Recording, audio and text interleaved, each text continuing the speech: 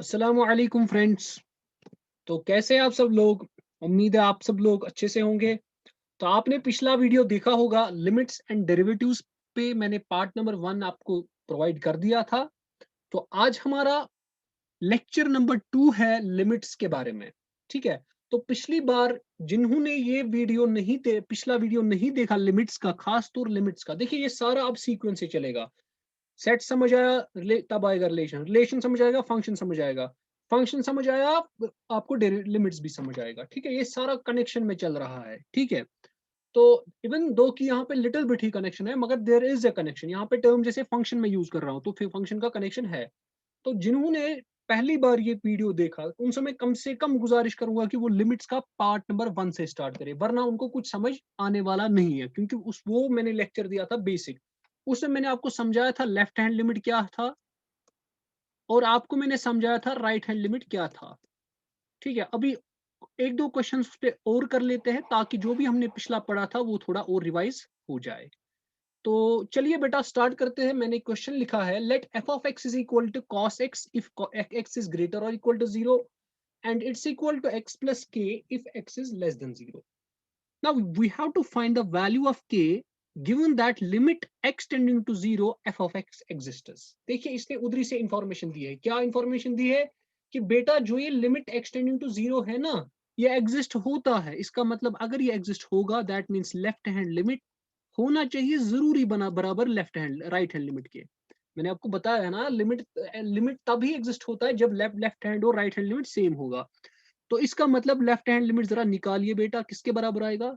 वो आएगा limit x tending to zero negative f of x, that should be equal to limit x tending to zero positive f of x. Clear? जब zero से negative है यानी zero से कम है, value क्या है फंक्शन का? एक्स प्लस के। तो फंक्शन का वैल्यू तब बन जाएगा एक्स प्लस के, लिमिट साथ में लिमिट एक्सटेंडिंग टू जीरो। ठीक है। अब जीरो नेगेटिव का काम खत्म, क्योंकि उसने बता दिया फंक्शन क्या है। अब लिमिट एक्सटेंडिंग टू जीरो, आपके पास एफ ऑफ एक्स जब आपके पास जीरो से ज्यादा है, जब एक्स जीरो से ज्यादा है तब आपके पास कॉस एक्स बनेगा। तो इसको हम लिख सकते हैं, अब एक्स का वैल्यू जीरो दीजिए तो zero plus k will be equal to cos of zero. तो k will be equal to what is cos zero, that would be equal to one. तो हमने यहाँ से कॉस ऑफ जीरो यानी के आपका वन आ गया। हो सकता है वो ऐसे सवाल लिख सकता है, एमसीक्यू से बन सकता है। ठीक है। चलिए बेटा एक और क्वेश्चन देखते हैं इसी पे हम, उसके बाद हम आगे चलते हैं। मुझे कुछ इंपॉर्टेंट यूजफुल रिजल्ट्स आपको बताने हैं जो कि आपको बहुत ज्यादा इंपॉर्टेंट है। ठीक है। तो चलिए स्टार्ट करते हैं। ये क्वेश्चन भी देखिए क्या बोलता है। आपके पास बोलता है बेटा limit f of x x tending to one, that is equal to, ये आपके पास फंक्शन है, फंक्शन ये है a plus b x when x is less than one, it is equal to 4 when x is equal to 1, and it is equal to b minus ax when x is greater than 1। अब आपके पास क्या देकर है? आपके पास देकर है limit जब आप निकालते हो एफ ऑफ एक्स का, कब किस पर? जब आप x x tending to one पर निकालते हो, वो निकलता है एफ ऑफ वन के बराबर। दैट मीन्स अगर इसका मतलब, अगर इसका लिमिट, इसका मतलब हो गया ना लिमिट एग्जिस्ट हो रहा है। इसका मतलब अगर लिमिट एग्जिस्ट हो रहा है that means left hand limit भी इसी के बराबर होगा, और राइट हैंड लिमिट भी इसी के बराबर होगा एफ ऑफ वन के बराबर। क्योंकि दोनों बराबर होंगे तभी तो एग्जिस्ट होगा लिमिट। तो राइट हैंड लिमिट भी बेटा किसके बराबर होगा? आपके पास एफ ऑफ वन के ही बराबर होगा। क्लियर है? तो इसके बराबर होगा एफ ऑफ वन। जरा बेटा बोलिए लेफ्ट हैंड लिमिट किसके बराबर आ जाएगा? Limit x tending to one negative, okay, one negative f of x is equal to f of one. और आपके पास राइट हैंड लिमिट किसके बराबर बनेगा? Limit x tending to one positive f of x is equal to f of one. तो सबसे पहले आप मुझे बताइए ये जो एफ ऑफ वन है ये किसके बराबर निकलेगा? जब आपका फंक्शन एफ ऑफ वन है, जब आप एक्स इक्वल टू वन देते हो, फंक्शन का वैल्यू फोर है, तो मैं यहाँ पे सीधे लिखता हूँ फोर। अब तो इसका मतलब ये फोर है और ये भी फोर है। चलिए बेटा निकालिए, जब आपके पास लिमिट एक्सटेंडिंग टू वन से कम, यानी जब आप एक्स का वैल्यू वन से कम लेते हो, तब आपका फंक्शन क्या बनता है? A plus b x. तो ये बनेगा ए प्लस बी एक्स, लेकिन लिमिट साथ रखने हैं आपको, limit x tending to one that is equal to the four. इसी तरह जब आपका वन से ज्यादा है तब आपकी फंक्शन बनती है b minus a x, limit साथ रखोगे लेकिन limit x tending to one. अब सीधे आप ये लिमिट 1 एक्सटेंडिंग टू 1 यहाँ पे पुट कीजिए, तो ये बनेगा a plus B into 1 is equal to 4, और बनेगा आपके पास b minus a into 1 is equal to 4, वो बनेगा b minus a is equal to 4, ये बनेगा a plus b is equal to 4, और दूसरा बन गया b minus a is equal to 4। तो अब यहाँ से आपको a और b निकालना है। अब तो आसान हो गया, कैसे करोगे, इन दोनों को ऐड कीजिए। अगर आप इन दोनों को ऐड करेंगे तो a और a कट जाएगा, तो b प्लस बी बनेगा 2b, तो 2b will be equal to 4 plus 4 will be 8, तो 2 1 जार एंड 2 4 जार, तो b बना आपका 4। अब a आएगा निकालना, तो आएगा आपके पास a प्लस b के बदले 4 विल बी इक्वल टू 4, तो 4 माइनस 4 इज 0, तो इसका मतलब a आएगा 0। तो ये हमने पिछले लेक्चर में पढ़ा था कि लेफ्ट हैंड लिमिट और राइट हैंड लिमिट बेटा कैसे निकालते हैं। होप आपने वीडियो जो होगा वो पूरा देखा होगा और आप साथ साथ नोट्स भी बना रहे हो। चलिए बेटा आगे चलते हैं हम। आज का जो हमारे पास जो इंपॉर्टेंट रिजल्ट्स है वो बहुत ही इंपॉर्टेंट होने वाले हैं। जैसे मिसाल के तौर पर पहला रिजल्ट ये होता है, सबसे पहला इंपॉर्टेंट रिजल्ट्स या यूजफुल रिजल्ट्स हम लिख सकते हैं। देखिए ये जो इंपॉर्टेंट रिजल्ट्स है ना, कभी कभार एग्जामिनर डायरेक्ट इससे ही एमसीक्यू बनाता है, तो इस पे आप ध्यान रखिए, ठीक है, क्योंकि इस पे एमसीक्यू बन सकता है अच्छा खासा। चलिए पहला वाला क्वेश्चन देख लेते हैं। रिजल्ट क्या है पहला वाला? पहला रिजल्ट बोलता है कि अगर आपके पास limit x tending to a f of x, ये अगर एग्जिस्ट होगा, ठीक है, तो कभी कभार आपको एफ ऑफ ए जो होगा यानी वो एग्जिस्ट नहीं होगा। सर क्या मतलब, ये समझ ही नहीं आया। हाँ इसको समझ लीजिए। कभी कभार आपको क्या हो जाएगा काम, बहुत सारे फंक्शंस में फंक्शन का लिमिटिंग वैल्यू एग्जिस्ट हो सकता है मगर उसका एक्चुअल वैल्यू एग्जिस्ट, ये होता है एक्चुअल वैल्यू। तो सर एक एग्जांपल दीजिए। हाँ बेटा एग्जांपल भी दे सकते हैं, जैसे मिसाल के तौर पर मैंने पिछले भी क्लास में x square minus 9 divide by x minus 3 दिया था, क्लियर है। तो मैंने बोला आप इसका लिमिट एक्सटेंडिंग टू 3 निकालो। जरा आप इसका पहले एक्चुअल वैल्यू निकालो बेटा। अगर मैं एक्चुअल वैल्यू निकालूंगा, मुझे एक्स इक्वल टू 3 लगाना है। 3 पर क्या आ जाएगा, 3 square minus 9 divide by 3 minus 3, वो तो बनेगा 0 बाई 0। तो इसका मतलब एग्जिस्ट, एक्चुअल वैल्यू एग्जिस्ट नहीं होता है। मगर आप अगर इसका लिमिटिंग वैल्यू निकालोगे, वो कैसे आएगा, मैंने आपको पिछली बार बोला, इसको हम फैक्टराइजेशन करते हैं। इसको लिख सकते हैं हम x square minus 3 square divided by x minus 3। तो ये आएगा A square minus B square, उसको लिख सकते हैं A plus B into A minus B divided by x minus 3। X minus three cancel, तो आंसर क्या है, एक्स प्लस 3। अब लिमिट साथ लेना है, यहाँ से लिमिट साथ लेना था हमको, एक्स टेंडिंग टू 3, यहाँ से भी लिमिट एक्स टेंडिंग टू 3, तो यहाँ पर भी एक्स टेंडिंग टू 3 आ जाएगा। अब क्या करना है आपको, 3 प्लस 3 देना है, वो कितना बनेगा, 6। इसका मतलब क्या हो गया, इसका मतलब ये हो गया, आपको अगर आपने एक्चुअल वैल्यू आपने इस पर लाया, लेट्स सपोज ये फंक्शन आपकी थी, ये आपकी एफ ऑफ एक्स थी, जब आपने फंक्शन का वैल्यू दिया 3, आपका 0 बाई 0 आया, that means not defined. 0 by 0 होता है नॉट डिफाइंड, ये इनडिटर्मिनेट फॉर्म होता है। मैंने पिछले क्लास में भी बोला था, आज मुझे ये भी पढ़ाना है, लेकिन पिछले क्लास में भी मैंने बोला था 0 बाई 0 फॉर्म जो होती है इनडिटर्मिनेट फॉर्म होती है, इसका कोई मतलब नहीं मैथमेटिक्स में होता है, ठीक है। तो आपको पता यहाँ पे क्या नहीं कर रहा है, एक्चुअल वैल्यू आपको एग्जिस्ट नहीं हो रहा है मगर लिमिटिंग वैल्यू एग्जिस्ट हो रहा है, वो तो 6 के बराबर निकला। तो ये भी कभी हो सकता है। तो सेकंड रिजल्ट क्या हो सकता है, वो बोलता है कि आपको कभी कभार क्या होगा, एक्चुअल वैल्यू जो होगा यानी एफ ऑफ ए, जो एफ ऑफ ए है, कभी कभार अब उल्टा है। इससे पहले क्या था, लिमिटिंग वैल्यू एग्जिस्ट होता था मगर एक्चुअल वैल्यू एग्जिस्ट नहीं होता था। अब उल्टा है, अब एक्चुअल वैल्यू एग्जिस्ट होता है मगर लिमिटिंग वैल्यू एग्जिस्ट नहीं होता है कभी कभार। ये भी कभी कभार आपको पूछ सकते हैं। तो आपको यहाँ पे जैसे मिसाल मैं एक एग्जांपल भी दे सकता हूँ इस पे, अगर आपको इस चीज की आपको एग्जाम्पल भी देखनी है, मैं आपको एग्जाम्पल भी प्रोवाइड कर सकता हूँ, ठीक है। तो जैसे मिसाल के तौर पर हम एग्जाम्पल के तौर पे हम ले सकते हैं एक फंक्शन, लेट्स सपोज ये वाली function, greatest integer function less than type, मैंने पढ़ाई ही है फंक्शन रिलेशन फंक्शंस में, टाइप्स ऑफ फंक्शंस में पढ़ाई है, ठीक है। तो हमें क्या दिखाना है, जरा आप मुझे बोलिए बेटा, लेट सपोज के जो है बेटा इट इज एन इंटीजर, या छोड़िए के को, लेट सपोज हम किसी दूसरे पॉइंट पे करते हैं, लेट सपोज 2 पे बात करते हैं, ठीक है। 2, जरा आप मुझे बोलिए अगर मैं एफ ऑफ 2 निकालूंगा, क्या वो किसके बराबर आएगा, वो आएगा ग्रेटेस्ट इंटीजर फंक्शन ऑफ 2, वो तो 2 के ही बराबर आएगा, क्लियर है। मगर अगर मैं अब जरा बेटा इसका लेफ्ट हैंड लिमिट निकालते हैं, वो किसके बराबर आएगा लेफ्ट हैंड लिमिट? वो आएगा बराबर आपका limit x tending to two negative, है ना, two negative f of x. इसका मतलब आपको टू से थोड़ा कम ही लेना है। दैट मीन्स आप ले सकते हो लेट सपोज 1.999 ले लोगे लेट सपोज। लेकिन आपको पता है, मैंने आपको बोला है, ये जो ग्रेटेस्ट इंटीजर फंक्शन है ये किसका वैल्यू लेता है? जो इसको सबसे जो ये जो इंटीग्रल पार्ट होता है दैट मीन्स ये 1 के बराबर आएगा। आप फंक्शंस में आपने पढ़ा होगा, जो लोग कंटिन्यूअस लेक्चर देखते हैं उनको पता है इसका वैल्यू किसके बराबर आएगा, 1 के बराबर। क्लियर? अब अगर आप राइट हैंड लिमिट निकालोगे, जरा बेटा वो बताओ किसके बराबर होगा? Limit x tending to two positive f of x। और आपको टू से ज्यादा देना है, दैट मीन्स 2.0001। जरा इसका ग्रेटेस्ट इंटीजर फंक्शन बताओ, 2 आ जाएगा क्योंकि यहाँ पे इंटीग्रल पार्ट अब 2 है। क्लियर है बेटा?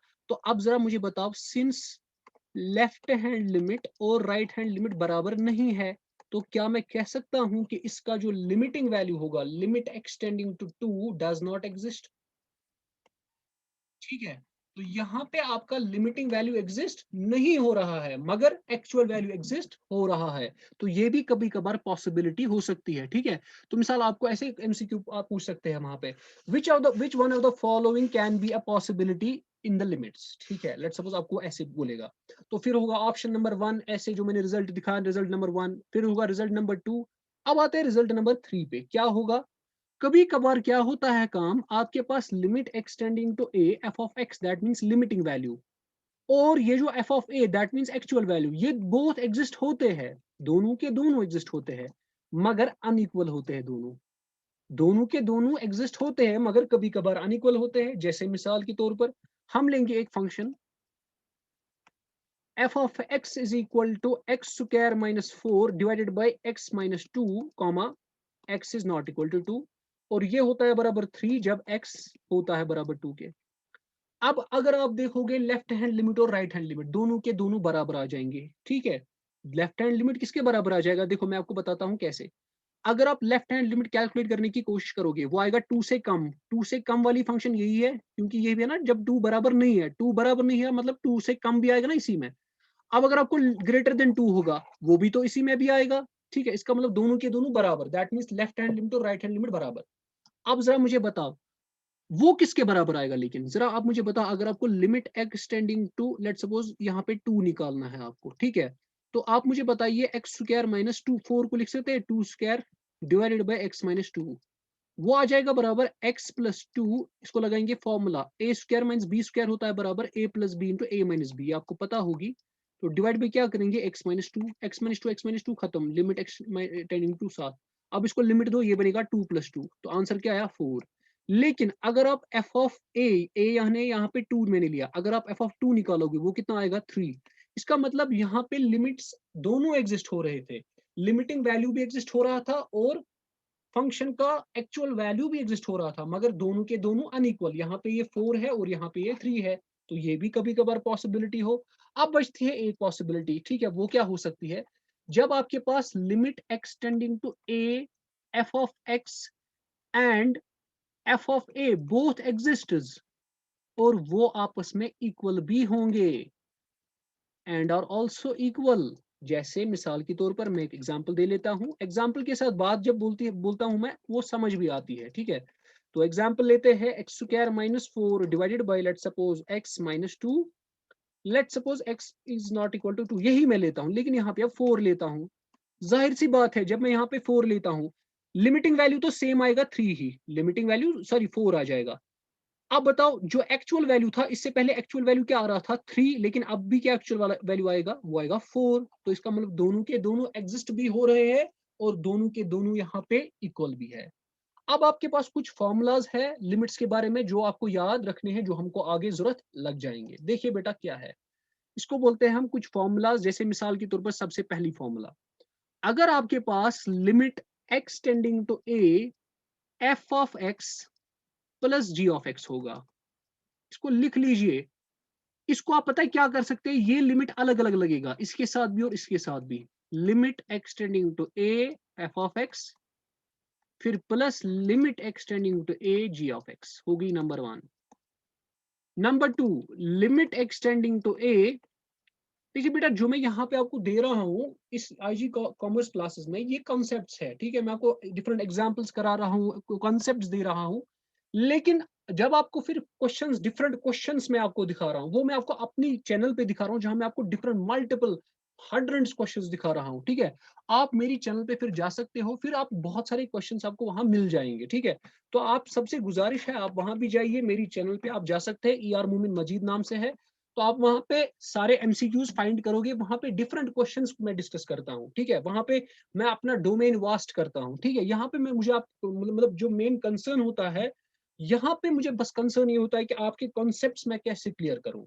वहां पे मेरा कंसर्न होता है कि, और यहाँ पे मैं कॉन्सेप्ट आपको देता हूँ, वहां पे मैं दिखाता हूँ कि वो कॉन्सेप्ट कैसे अप्लाई करना है। तो आपके लिए दोनों के दोनों लेक्चर्स बहुत ही ज्यादा इंपॉर्टेंट है।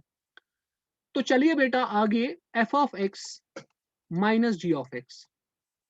तो अगर ऐसा होगा तो आपको पता है ये बनेगा limit x tending to a f of x minus limit x tending to a g of x. Clear. अब इसके बाद तीसरी फॉर्मूला है लिमिट एक्सटेंडिंग टू ए। कभी कभार क्या होगा, आपको मल्टीपल में हो जाएंगे। Let's suppose f of x g of x. तो यहां पर भी अलग अलग limit x tending to a f of x को अलग लिमिट, और limit x tending to a g of x को अलग लिमिट, ये याद रखना है। चलिए चौथा लिमिट एक्सटेंडिंग टू ए। कभी कभार आपको फंक्शन होती है ऐसे f of x by g of x, तो तब भी आपको क्या काम करना है, आपको अलग अलग लेना है। Limit x tending to a f of x divided by limit, यानी लिमिट्स अलग अलग लगते हैं, शॉर्ट में ये मतलब है मेरा कहने का। और आ जाइए लेट सपोज कभी कभार आपको क्या होता है, fifth limit x tending to a let suppose k times f of x. तो ये के तब बाहर निकलता है, फिर हम लिख सकते हैं limit x tending to a f of x. कभी कभार आपको बेटा ऐसे भी होता है, limit x tending to a f of x को रेज्ड पावर होता है जी ऑफ एक्स। पता है इसको कैसे लिखते हैं, एफ ऑफ एक्स को अलग आ जाएगा limit, that means limit x tending to a f of x whole raised to power. अब इस जी ऑफ एक्स को भी लिमिट देना है, वो यहां पे देंगे limit x tending to a g of x. तो ये मैंने आपको बोल दिया, ठीक है। और भी हमारे पास क्या आता है, लेट अस सपोज अगर हमारे पास होगा, लास्ट रिजल्ट देख लेते हैं, limit x tending to a nth power, nth root, इसको बोलते हैं nth रूट, ठीक है। nth root of f of x that is equal to under root of nth root of f of x, लेकिन limit अंदर दोगे, यानी लिमिट आपको हमेशा फंक्शन के साथ साथ साथ चलाना है, ठीक है।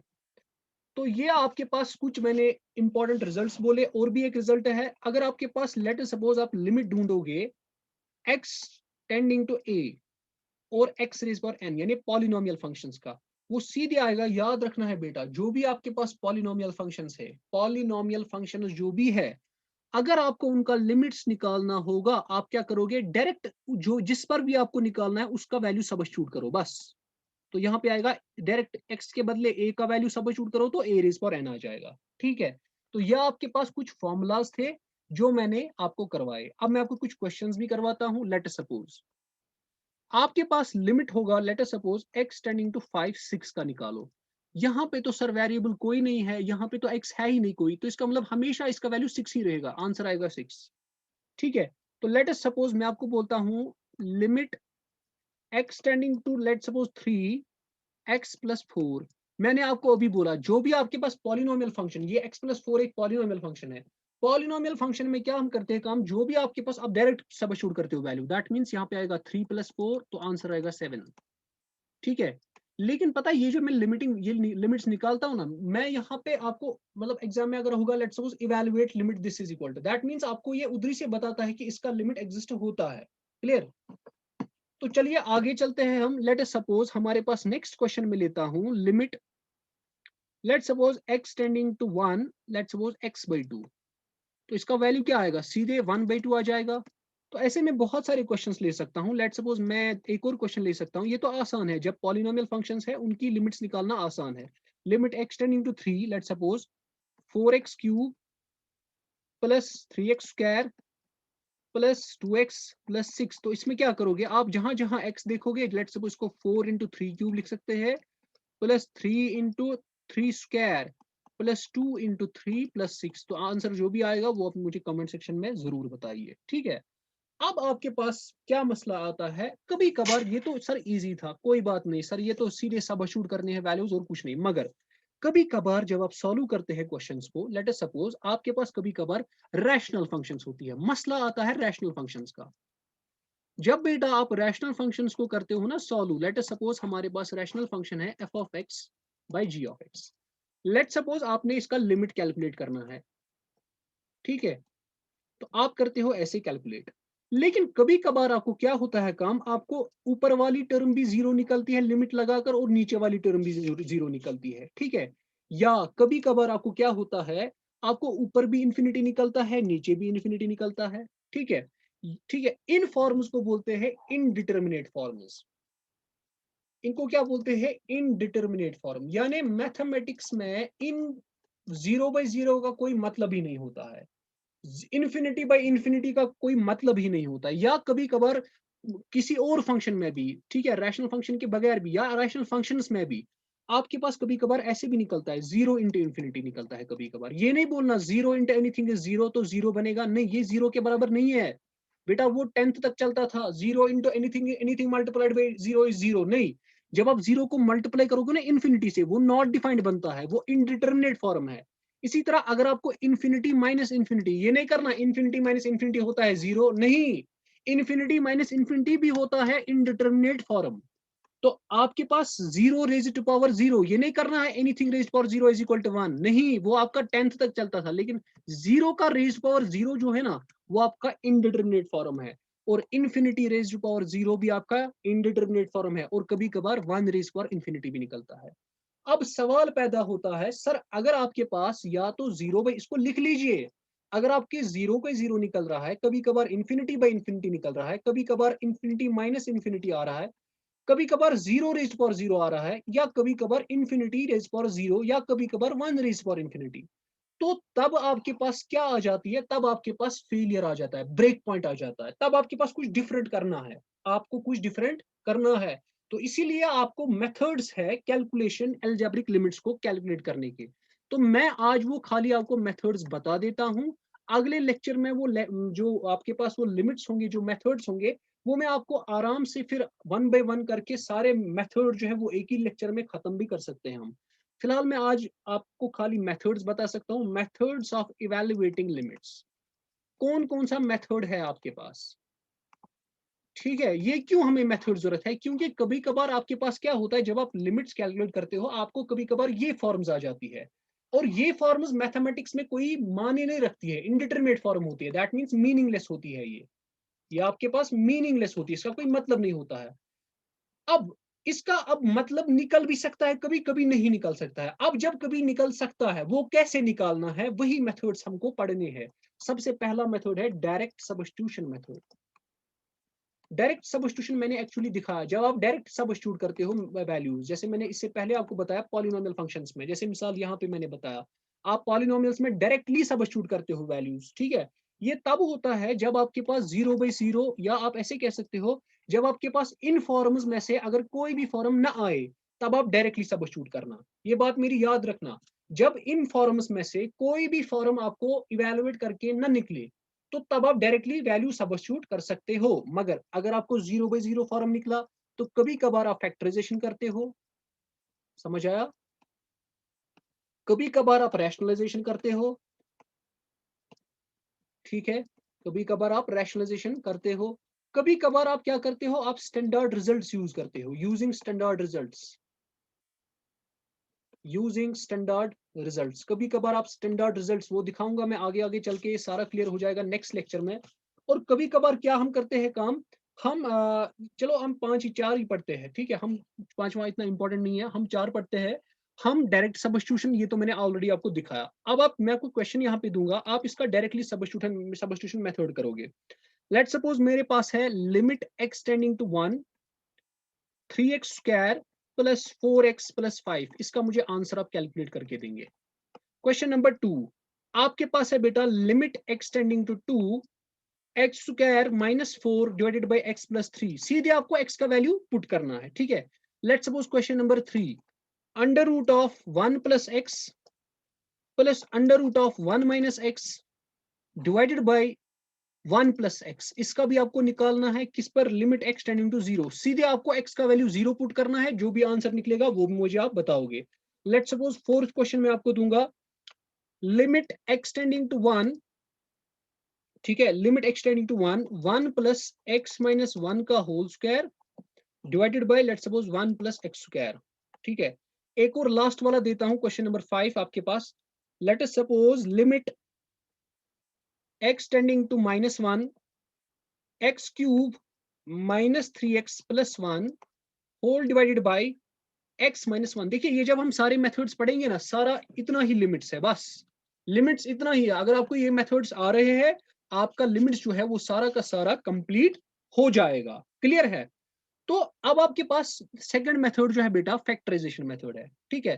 फैक्टराइजेशन बचता है, रैशनलाइजेशन बचता है, और आपके पास क्या बचता है, स्टैंडर्ड रिजल्ट्स बचते हैं।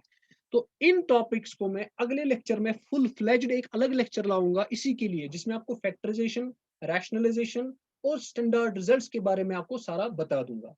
तो अगर आपको वीडियो, आज की वीडियो यहीं तक रखते हैं। अगर आपको वीडियो अच्छी लगी तो आप मुझे लाइक कीजिए वीडियो को, और मेरी चैनल को भी सब्सक्राइब कीजिए। वहां पे आपको एमसीक्यू, वहां पे अब मैं आपको डिफरेंट डिफरेंट क्वेश्चंस, आपको मैं 100 क्वेश्चंस आपको मैं करा दूंगा लिमिट्स पे। लिमिट्स पे मैं आपको लिमिट्स एंड डेरिवेटिव्स पे 100 क्वेश्चंस करा दूंगा। मुझे लगता है ज्यादा ही 150 क्वेश्चंस में करा दूंगा। ये मेरी आपको गारंटी हो गई। डिफरेंशिएशन पे और लिमिट्स पे मैं आपको 150 क्वेश्चंस करा दूंगा। तो आप मेरी चैनल पे जा सकते हैं, ER मोमिन मजीद सर्च कीजिए यूट्यूब पे, तो आप वहां जा सकते हैं। वहां पे आप मुझे सब्सक्राइब कीजिए, और टेलीग्राम की भी चैनल है ER मोमिन मजीद की नाम से ही। तो वो भी आप वो लिंक आपको डिस्क्रिप्शन, मेरे वीडियोस जो होते हैं वहां मेरी चैनल पे, उसकी डिस्क्रिप्शन में आपको मिल जाएगी। तो आज का वीडियो यहीं पे स्टॉप करते हैं, मिलते हैं अगले वीडियो में इंशाल्लाह। तब तक के लिए अल्लाह हाफिज।